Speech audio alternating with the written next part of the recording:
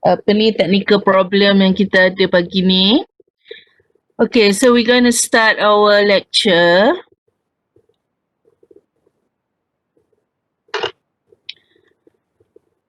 Okay, so today hopefully kita boleh habiskan multiple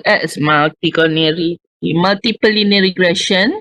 Okay, but I have to make sure that you understand it properly, and hopefully you can do the what do you call that, the final exam questions. Okay, berdebar tak nak final exam lagi? Tak lama dah kan? Berdebar. Oh, berdebar. Okay, don't worry too much about business statistics, because for me, as long as you understand what we have been doing in assignment, then you should be okay. And for final exam kita cuma ada ANOVA. ANOVA, kalau awak faham multiple linear regression, awak akan faham lah what is ANOVA. ANOVA, correlation, multiple linear regression, and the other topic is on chi-square. Okay, yang tu kita belum belajar lagi lah. Tapi yang tu saya ajar awak sekejap pun awak insyaAllah boleh faham. It's very simple. Okay, so basically if you understand multiple linear regression, then you should be able to understand ANOVA and also correlation. Okay, on page in your book, page 492, tapi kalau awak guna PDF ni, page 519 ni kat atas ni. Okay, if you look at the table, the multiple linear regression output that we have discussed this before. Okay, tapi kita pergi balik tengok balik on factors affecting the cost of heating. Okay, jadi hari tu kita dah discuss, when you look at the summary output, there are a few important figures such as, okay, the R square, yeah, R square. So what does R square means? Okay, and of course the ANOVA table, but more importantly we want to look at the F value and whether it is significant or not. And then we're going to look at the individual tests. Okay, jadi kita tengok setiap satu ni yang mana satu what do you call that? Apa ya Ash?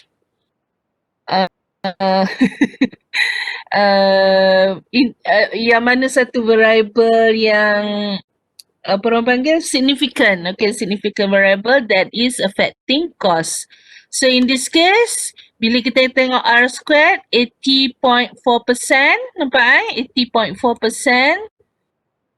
Okay, that's how much the variables here explain cost. Okay, faham Jadi temperature, insulation dengan H ni, dia akan explain cost sebanyak 80%. Jadi kalau 80% di-explain oleh temperature, insulation and H. Jadi kalau 100% tolak 80%, about another 20% tu. Okay, you have other variables explained in it. Okay. Jadi yang ni kita tak tahulah variable apa. So that is for further investigation lah.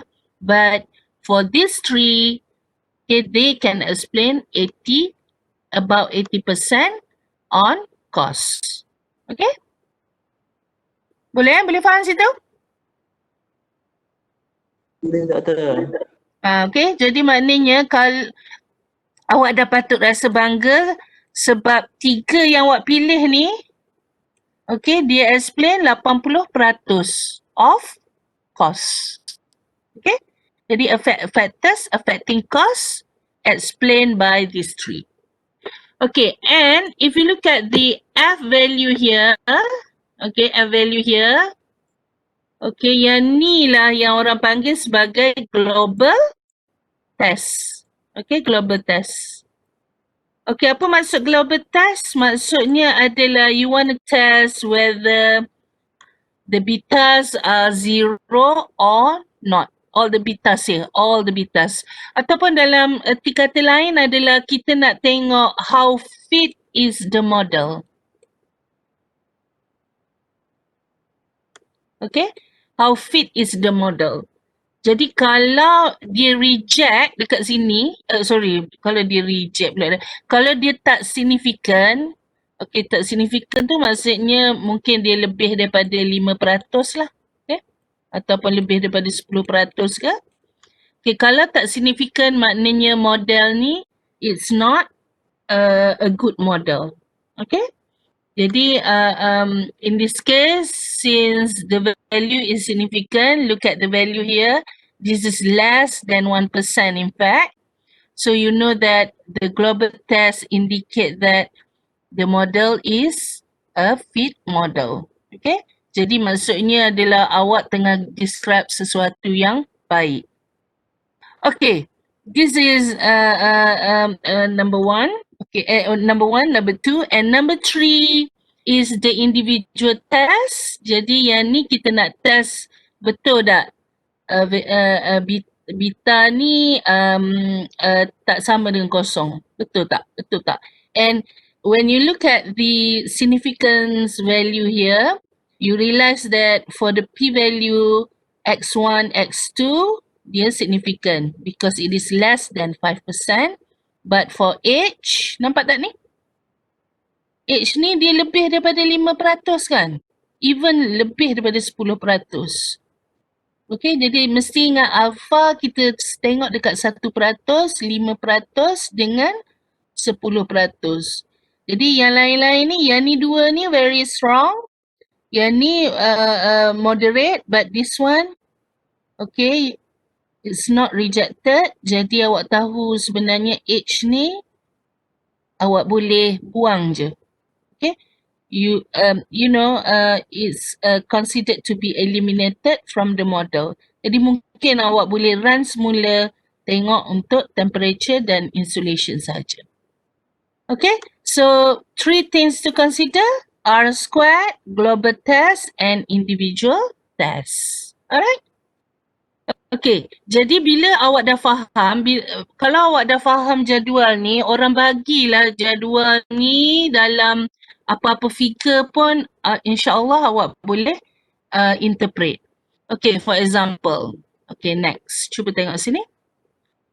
Okay, there is a problem here in which okay, they want to open a new restaurant and they know that this is the result from their statistical software output of multiple linear regression, in which they want to find what is the predictors, what are the predictors for profit. Okay, profit dependent. Jadi profit bergantung kepada X1, X2, X3, X4, X5. Di mana X1, okay, awak boleh baca lah, number of parking space, number of hours restaurant is open, distance from the beach, and numbers of servers employed. X5, the number of years the current owner operated the restaurant. Okay, look at the output here, tapi boleh komen tak satu perkara? Apa yang dia tak ada kat sini? Okay, untuk individual test.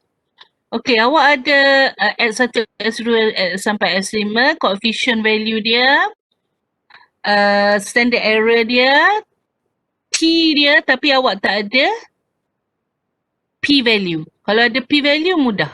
Okay? Kalau ada p-value kita dah boleh terus decide yang mana kita nak reject, yang mana kita tak nak reject. Okay? Now, but the question only asks you what is the amount of profit a restaurant. Jadi bila macam ni, awak terus tahu ini adalah dia nak suruh awak develop model sahaja. Okay, jadi Y hat. What is the predicted Y? Predicted Y adalah, okay, ingat tak? 3x1, 2.50 tambah 3x1, 4x2 tolak 3x3 dan seterusnya. Okay, so you should be able to write down what is the equation, okay, multiple linear regression equation based on the output here. Okay, boleh Boleh Ash? Boleh doktor. Okay, jadi sebenarnya yang ni exercise ni cuma nak dia nak tengok awak tahu tak macam mana nak develop equation. I think all of you understand this. Okay. Now okay, yang ni tak ada masalah sangat. Okay. Kalau tengok yang ni, okay, tak ada masalah. Okay, next. This is the ANOVA table. Jadi apa yang awak tengok dekat dalam ni, okay, nampak tak tu perkataan ANOVA? ANOVA kan? So ANOVA is this, okay, regression and residual, and then F test at the end. Okay, cuba kita tengok ya, apa yang disebut pasal ANOVA. Okay, you can have a look at the details of it. However, okay, saya cuma nak awak tengok dekat sini. Sekejap. Okay, the coefficient of multiple determination. Okay, jadi kita macam mana kita nak cari R squared. Okay, coefficient of multiple determination, nama glamour dia adalah R squared. And then how do you derive R squared? Cara dia mudah sahaja. Okay, cuba awak tengok balik this. Okay, balik semula ANOVA table kita. Okay, dia cakap R squared adalah SSR divided by SS total. What does it mean? Okay, maksudnya dekat sini. Okay, macam mana dia dapat 0.804? Macam mana? Okay.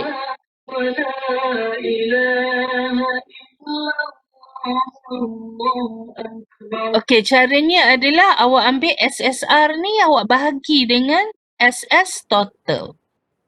Okay, ada orang nak masuk tapi tak boleh.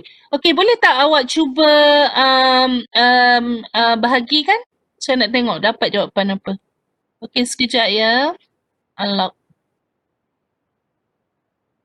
Okay, cuba bahagikan 171,220.473 bahagi dengan 212,915.75. Dapat berapa?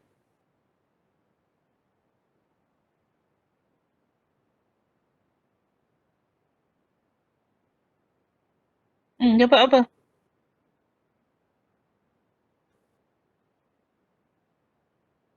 Amanya tekan.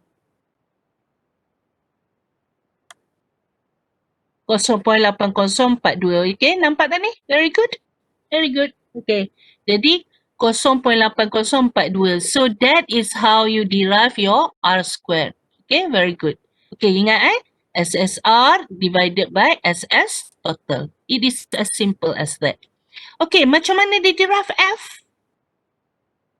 F ni cuba awak ambil 57073.49. Awak bahagikan dengan 2605.955. Okey, mesti awak dapat F 21.901. Alright? So this is the global test. The way you do it adalah MSR divided by MSE. Okay? Jadi residual ni biasanya kita panggil dia sebagai error. Okay, error. Okay, sebab tu F ni awak ambil dia sebagai MSR divided by MSE. Okay, so mean square regression divided by mean square error. Okay, so you got it as 21.9. Okay, so back to your R squared. ini adalah SSR divided by SS total to get the value of R squared. Okay, and balik semula kepada ini. Okay, R squared, what does it mean? It means that, okay, we conclude, tengok ni. Okay. How do you interpret this value? This is very, very important to interpret the value. Okay, we conclude that the independent variables, okay, the three independent variables, outside temperature, amount of insulation, and age explain or account for 80% of the variation in heating costs. Okay? Jadi yang ni semat kat kepala elok-elok because this is what you're gonna have to conclude whenever you look at R squared. Okay? Yeah, Okay, then there is an adjusted one tapi tak apalah, awak tak tahu yang ni pun, but you know, you can always have a look at it. It's just adjusted value. Okay, and okay, if you look at the self-review here, how large was the sample? Nampak how large was the sample? Kalau dekat sini total dia 25. So how large was the sample? How many independent variables? 6. Apa dia? 26. 6. Okay. How many dependent? Compute standard error. Okay, and determine the coefficient of determination. So macam mana awak cari ni? Coefficient of multiple determination is R squared. Jadi ingat tadi? SSR divided by SS total. Jadi 100 bahagi 140. Okay, jadi sebenarnya awak kena train bila awak tengok je output, you know the steps. Okay? Okay. Jadi kalau saya boleh buat, mesti awak boleh buat. Okay, cuba tengok sini. Okay, kalau dia tanya determine coefficient of multiple determination, interpret this value. Okay, boleh tak cari what is R squared or coefficient of multiple determination? Okay, untuk nombor 5 ni. Cepat. This is R squared.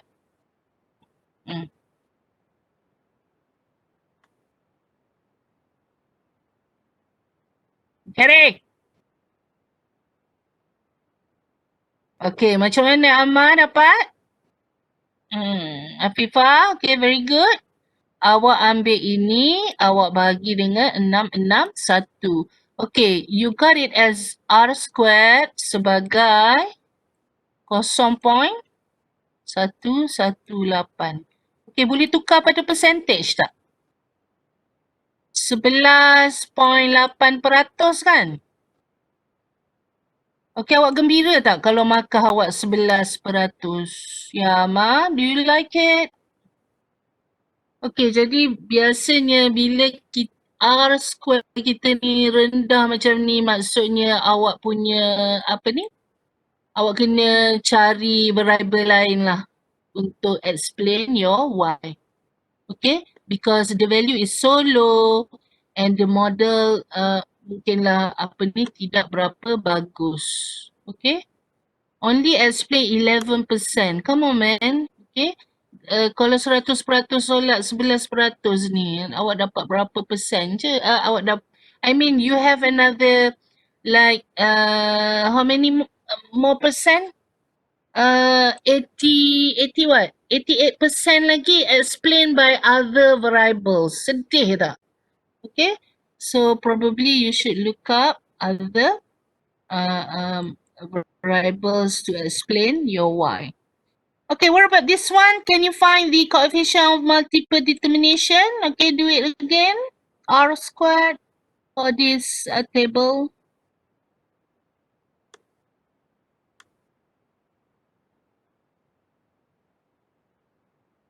Siapa bahagi siapa?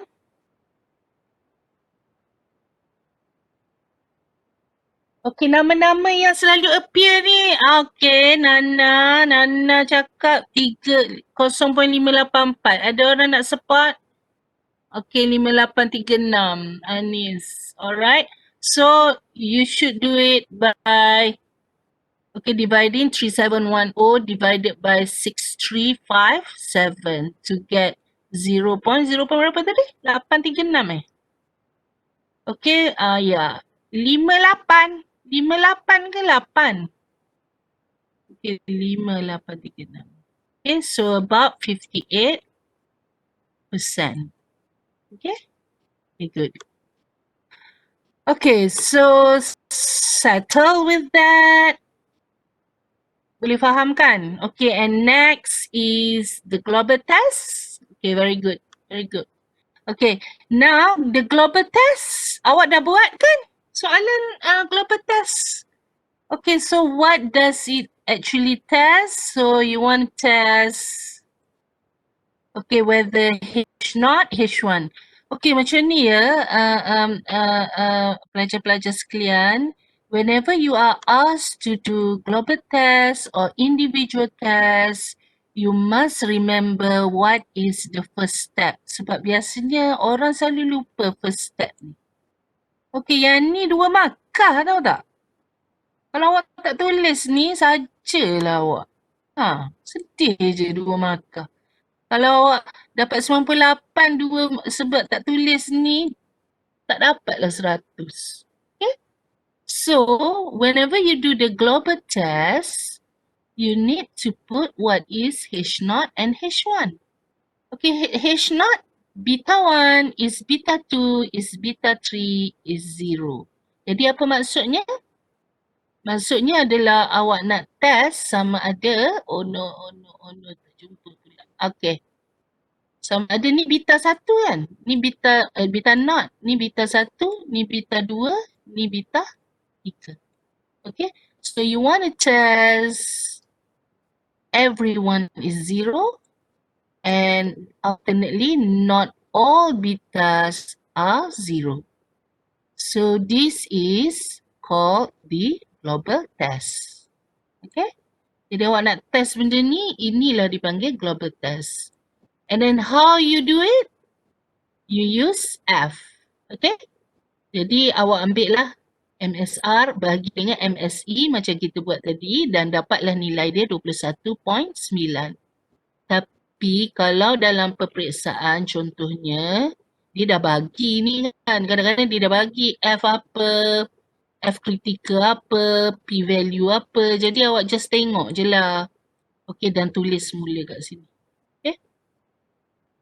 Okay, F is 21.9 and then you know that, okay nampak ni 21.9 and you know that you should reject. Nampak tak ni? Because it is less than 1%, less than 5%, less than 10%. Okay, if you reject means that, tengok balik, kalau awak reject, if you reject H0, okay, means that not all betas are 0. Okay, so the step is, this is number 1. Okay, and then number 2 awak letaklah alpha sama dengan 0.05. Nanti orang tak tahu pula awak test dekat mana kan. And then that is number 2. Number 3 is what is your F test. Okay, dapat jawapan. And then lastly, you have to state whether you reject or not. Okay, jadi mesti ada last kali. Okay, whether do not reject. Kenapa do not reject reject is not. Okay, so ini adalah last kali. Okay, the computed value is, which is in the rejection region. Is it this one? Sekejap, tengok bawah sini. Okay, this is the last one. Okay, therefore, okay, this is the one. We decide to reject and conclude that at least, okay? Okay, awak buat apa ni exercise minggu lepas tu sepatutnya adalah benda-benda ni. Okay? At the end, you should reject or you do not reject, and then you conclude whether at least one of regression coefficient is not equal to 0. Okay? Okay, ada apa-apa soalan tak on global test?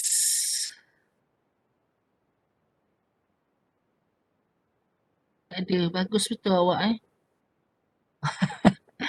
Okay, jadi sebenarnya yang ni pun awak dah faham kan, evaluating individual regression coefficient, cuma saya bimbang awak tak letak ni. Okay, make sure every time you do a test, you need to jot down. Okay, what is H0, H1? H0, H1, H0, H1.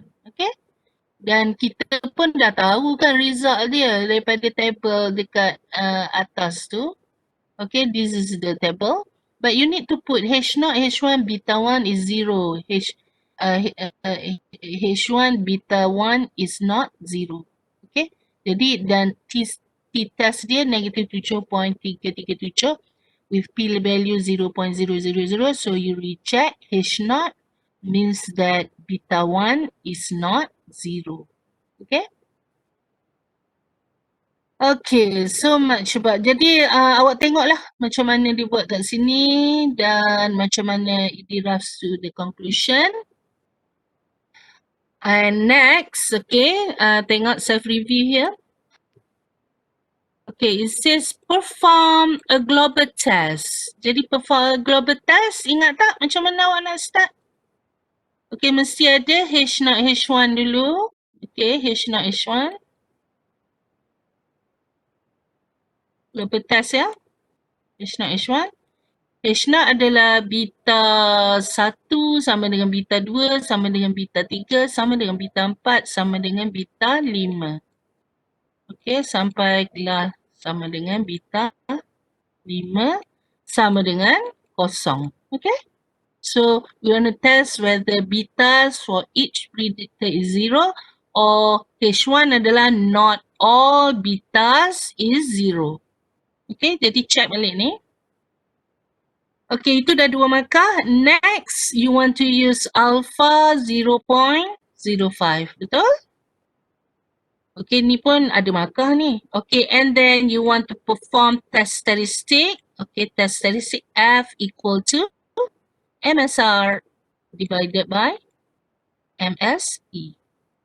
Okay, jawapan dah ada kan? Kita salin je balik. Okay, MSR adalah 20 bagi 2 iaitu 10.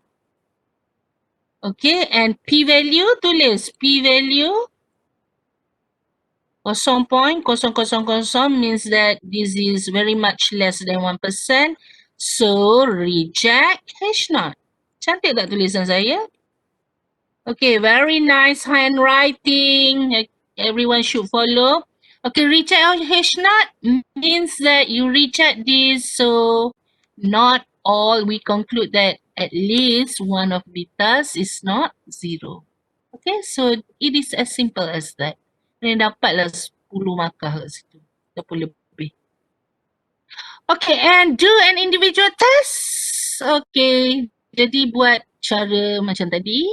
Jadi kan, beta 1 tapi yang ni banyak lah sampai beta 5. Okay, but you already know the answer here. Okay, cuba tengok sini. Okay, yang mana awak reject, yang mana do not reject. Okay, yang ni dia suruh buat dekat 0.05 kan.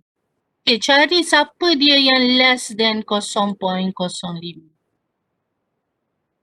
Okay, ini more than, less than, this is more than. So, nampak tak? Ada 2 variable je yang significant. Okay, means that mungkin ini adalah variable yang awak akan consider. Yang lain tu mungkin awak boleh eliminate. Alright? That's why the next question, this is very important. Outline a plan for possibly removing independent variables. Jadi mungkin awak nak keluarkan siapa dulu? Okay, biasanya kita keluarkan satu, lepas tu kita run semula. Okay, nampak ni? Okay, siapa yang paling dahsyat sekali tak significant? This one kan? So probably you eliminate this first and then you run again. Okay, to look at the output on R square and everything else. Okay, jadi itu dan last kali multicollinearity. Okay, cuba awak tengok dekat sini. Saya pun nak pergi satu-satu sebenarnya dengan awak. Tapi dalam keadaan macam ni kan. Okay, probably kita bincang, saya bagi video lah on kita bincang pasal output. Okay. Okay, dalam multiple linear regression, there are underlying assumptions of multiple regression in which 1, 2, 3, 4, 5, they listed out here. Okay, you assume that there is a linear relationship.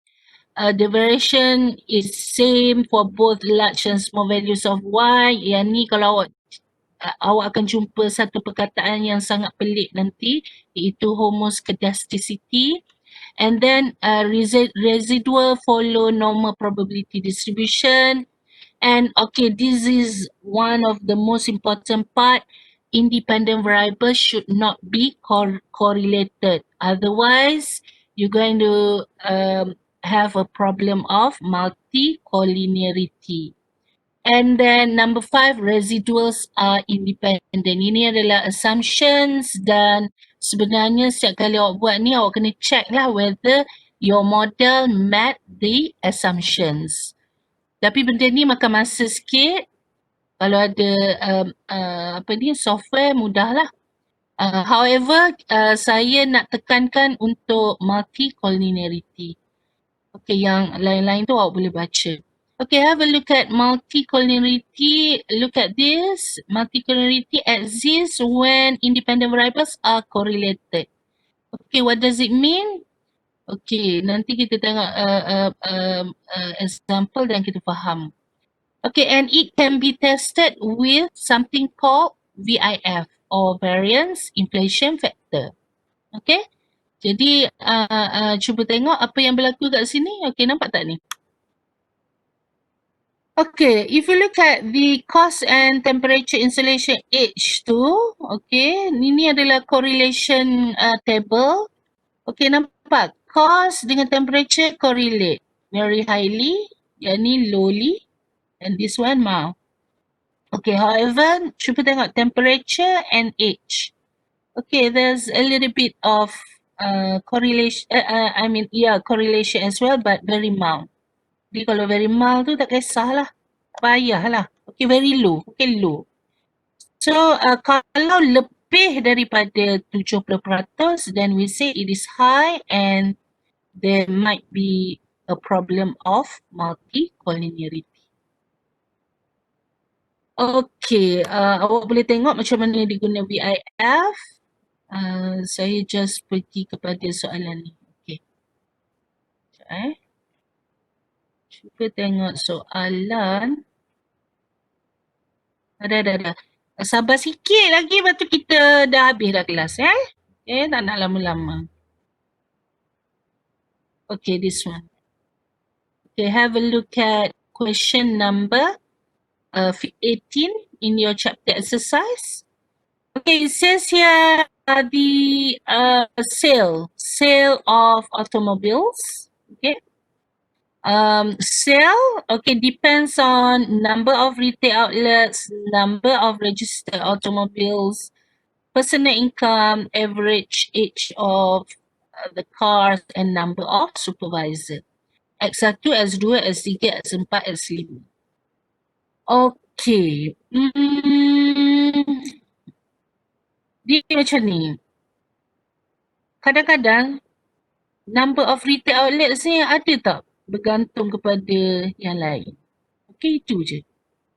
Okay, kadang-kadang bila number of retail outlets meningkat, mestilah number of supervisors pun meningkat juga kan? Ke tak?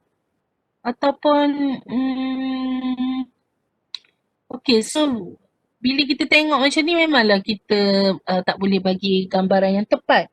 That's why you need to perform some measures. Okay, if you look at the correlation matrix here, okay, nampak sales Y kan? X1, X2, X3, X4, X5. Okay, highly correlate, low, mild, low. Okay, however, cuba tengok X1 dengan X2, X3, X4, X5. Nampak tak ni? Ni akan ada masalah. Ni ada masalah. Okay ke tak nampak? Okay, nampak ni? Ash ada lagi? Itulah saya bimbang juga kan. Okay, yang ni tinggi, yang ni tinggi, yang lain low. Tak apalah. But, okay, you're going to find problems. Okay, memang akan ada multicollinearity. Okay, so kita, tak apa, kita run dulu. Okay, dia pun run. Okay, jadi dia punya software ni bagus sebab dia terus bagi je the equation. Okay, based on the coefficient here. Okay, so sales is negative 19.672 minus this times outlet plus 1.74 automobiles plus 0.41 income plus 2.04 H minus, nampak tak? Minus, okay, minus maksudnya bergantung secara negatif. Okay, or kalau outlet decrease, sales increase. Macam pelik kan? Tapi tak apalah. Okay. Anyway, so this is your result. Okay, boleh tak cari R squared? Boleh tak cari R squared? Berapa? Dia tak bagi R squared. Boleh tak cari R squared? Ingat tak macam mana?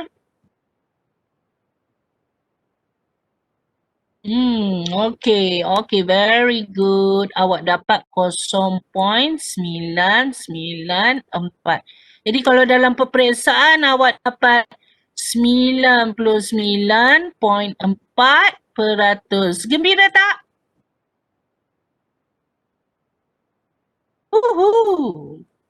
Memang gembira. Okay, sebenarnya saya pernah, jadi memang gembira maknanya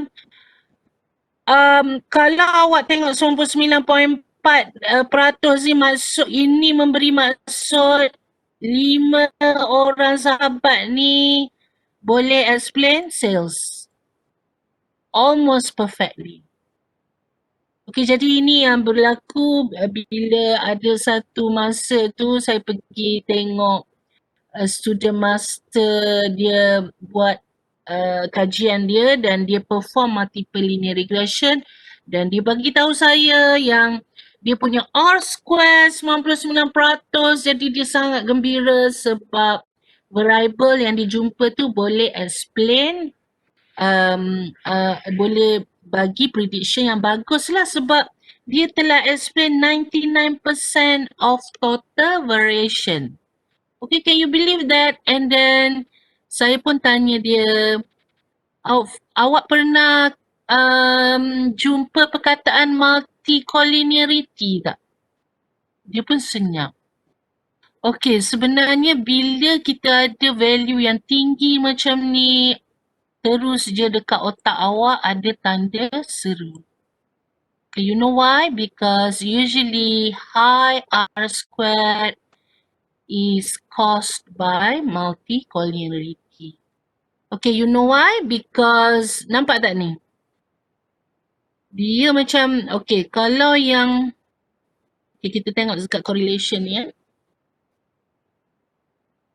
Okay, katakanlah outlets ni dia dah explain sales sebanyak 80, okay, let's say lah. Okay, dia correlate 89.9% kan? Okay, but now awak tahu outlets dengan automobil ni dia pun correlate juga. Jadi menyebabkan dia akan explain 2 kali. Okay, and hence the very high R squared. Jadi ada beberapa benda 2 kali kira. Okay? Dah explain dah tadi. Lepas tu sebab dia correlate, dia pun explain sekali lagi. Macam 2 orang ni sehati sejiwa, dia pun menceritakan kisah yang sama. So you consider the stories twice. Okay? So that's why you got R squared very high. Therefore, you should consider some of the correlated x's to be eliminated from the model. Okay, otherwise you're gonna get a biased model here. Okay? Jadi bear that in mind. Jangan excited sangat bila tengok R square tinggi. Okay, it's good but with caution. Okay, jadi next awak tengok soalan dia suruh conduct global test. This is the global test. And then conduct individual test. Okay, nampak tak dia pun tanya situ, would you consider eliminating outlets and bosses? Okay, kalau dia highly correlated with another X, then you should eliminate them. Okay? Jadi itulah kerja kita sehinggalah final exam ni, iaitu kita tengok masalah macam ni. Kita tengok R squared, tengok global test, tengok individual test. Jadi saya pun tak nak lama-lama dah. Awak dah buat nombor 19 ni kan? Dah buat belum? Belum. Okey, jadi untuk masa berbaki 30 minit ni, saya nak awak buat nombor 19 dan hantar. Okey, jadi itu adalah setengah jam tu adalah masa untuk setiap, untuk katakanlah 20 markah. Okay, so this is good. Jadi saya nak awak buat sampel E sahaja. Okay, so number 19, some A, B, C, D, E. Okay. So have a go and see you in the WhatsApp. Okay, bye-bye darling. Kalau ada soalan, tanya saya tanya di sana. Okay?